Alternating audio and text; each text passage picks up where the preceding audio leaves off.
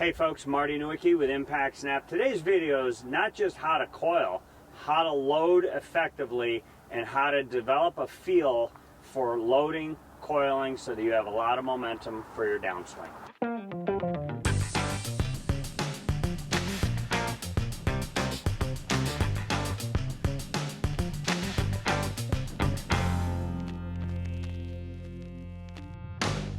Couple of keys when we say we want to create a nice load in the backswing. A few keys to that. I'm just positioning my golf bag right next to my right leg. I've got, some space between my leg. My calf is hitting the golf bag. As I start to swing back, I want to make sure that a few things happen. I want to make sure that the knees stay flexed. I want to make sure that the right hip actually turns further away from the golf bag. So I would not want to see the right hip move toward the golf bag, and I certainly don't want to knock the golf bag.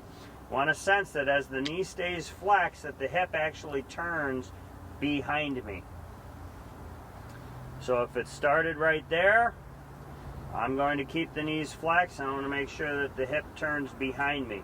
You'll feel a little bit of stretch right around where the hip socket meets the pelvis. By keeping the knee flexed, you might even feel the glute load, and I want to make sure that you sense pressure on the inside part of the foot. You'll also feel a little bit of pressure just above the inside part of the knee.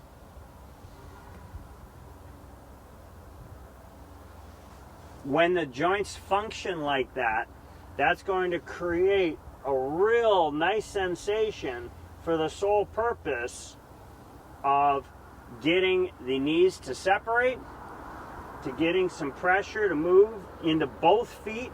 Again, transitioning down, I want people to sense that their knees are flexed, that they're level, and that they're in a position where they're turned, able to push up and jump, or for the case of golf, I want them to keep turning so that they can push off. Here's Rory McIlroy demonstrating the backswing and the downswing through impact. Here's Rory coiling in the backswing. Notice how his leg stays up against that line. And then as he stretches back, you'll see how the right hip turns away from that line. And what that does is that loads the hip. Okay, keep in mind that the trail leg should stay flexed. You can see how he's increased some space between the line and where his hip started. Here's our uncoil. Both legs are flexed. And one thing that I like showing people when I look at the level of his belt, because both legs are flexed, that increases the pressure into the ground, which allows him to turn. So you can see how his belt buckle is turning.